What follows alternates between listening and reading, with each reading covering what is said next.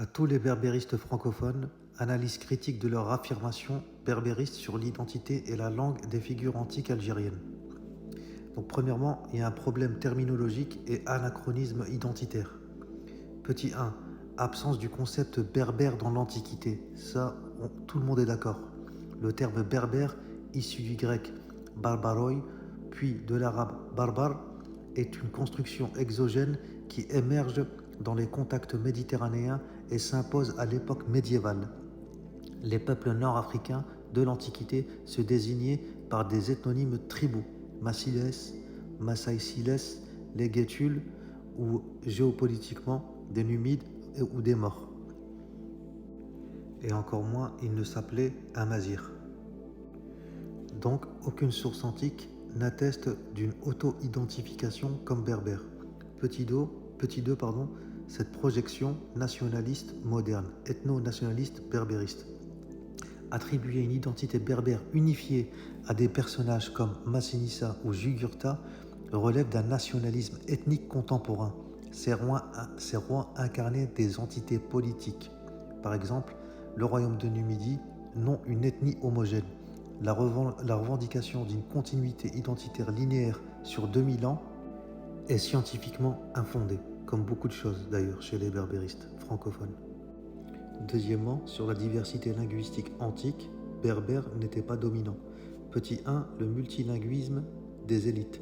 Les sources épigraphiques et littéraires montrent que les rois numides utilisaient prioritairement le punique, langage de la diplomatie et du commerce, et du latin et du grec de l'administration impériale.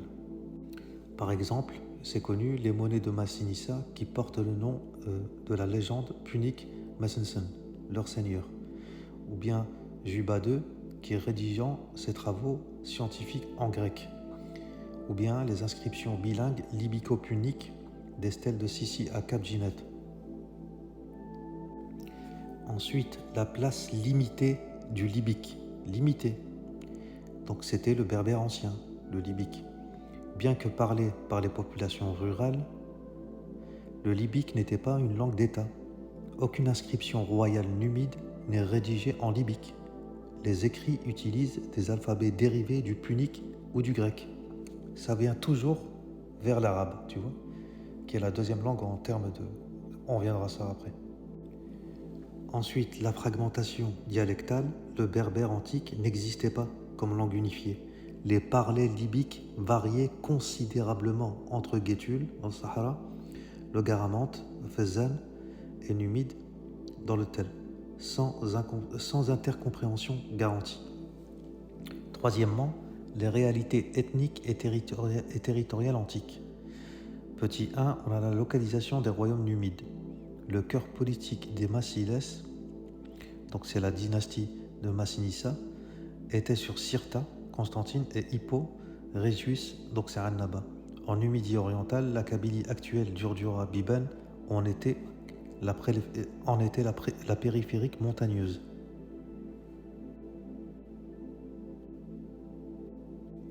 Donc je répète, la localisation des royaumes numides, le cœur politique des Massiles, la dynastie des Massinissa, était centré sur Sirta, Constantine, et Hippo-Régis à Annaba. En Numidie orientale, la Kabylie actuelle, donc le Durdura et les Biban, en était la périphérie montagneuse, et surtout sans cité majeure. Donc il y a une absence de lien spécifique avec la Kabylie, tout simplement. Les stèles libiques découvertes en Kabylie, exemple à Kerfala ou à Bizar, représentent des chefs locaux, non des souverains numides. Leur iconographie, les turbans et les javelines, diffèrent de l'imagerie royale de Sirta. Et ensuite, les fouilles archéologiques montrent une culture matérielle distincte, allée couverte de Aitrona. Et quatrièmement, la génétique et continuité démographique. Ça, c'est un mythe, d'accord ? Petit 1, il y a les ruptures historiques. Les populations kabyles actuelles descendent principalement des Ennètes médiévaux, arrivées après les invasions arabes. Elles ne sont pas les héritières directes des Numides, dont les territoires furent déstabilisés par les migrations Guétules puis Vandales. On vous donnera les sources. Ensuite, il y a le métissage culturel. l'ADN linguistique algérien intègre des strates puniques, latines, le roman africain persista jusqu'au XIIe siècle, arabe et berbère, aucune étude génétique ne valide une pureté ethnique kabyle remontant à l'Antiquité. Et cinquièmement, l'instrumentalisation politique contemporaine. Par exemple, l'origine coloniale du berbérisme. Le discours ethno-racial actuel prolonge le mythe kabyle, inventé par l'administration française au XIXe siècle. Des auteurs comme Lucien Bertholon opposaient un kabyle blanc, travailleur à l'arabe fainéant et généreux dispendieux pour justifier une politique de division. Et surtout un détournement de l'histoire antique. La revendication exclusive de Jugurtha ou Takfarinas par les mouvements berbéristes modernes contredit totalement leur combat anti-impérialiste. Ces figures résistaient à Rome, non à une algérianité arabo-berbère inexistante à l'époque. Donc on va faire un petit tableau synthétique des langues des figures historiques antiques d'Algérie.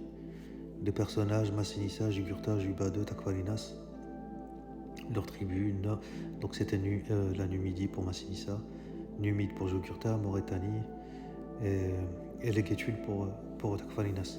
Les langues attestées c'était le punique en écrit et le libique en oral on ne sait pas.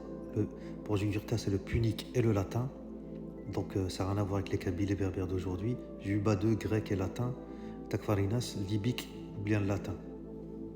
Donc pour les sources principales, tu as les monnaies tite-livres, tu as Sélluste, les inscriptions, tu as Pline l'Ancien, les inscriptions et Tacite dans son inscription aussi.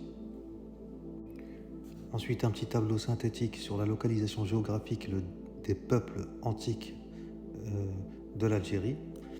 Donc tu as les peuples principaux, Massilès, Kinkeg anciens, les Bavars et les Guétules. Les territoires antiques c'était la Numidie, donc massif du Durdura, Biban Babor et sud de la Numidie. Et leurs équivalents modernes c'est Constantine, Annaba, la Grande Kabylie, Petite Kabylie et l'Ovras, les hauts plateaux. Donc forcément la conclusion ça va être un gros anachronisme scientifiquement invalide. L'affirmation selon laquelle les héros antiques de l'Algérie parlaient berbère et étaient berbères constitue bien un anachronisme historique. Elle projette sur le passé des catégories identitaires modernes qui n'ont rien à voir, ethnie et nation, étrangères aux réalités antiques. La Numidie était un espace plurilingue, punique, libique, latin et multi-ethnique. Massilès, Massaïsilès, les Guétules, sans conscience berbère surtout, unifiée. La récupération de ces figures par le berbérisme radical relève d'une instrumentalisation politique héritière des théories coloniales françaises, comme le rappelle la stèle bilingue de Sissi, l'identité algérienne antique était déjà un creuset méditerranéen, non un monolithisme ethnique.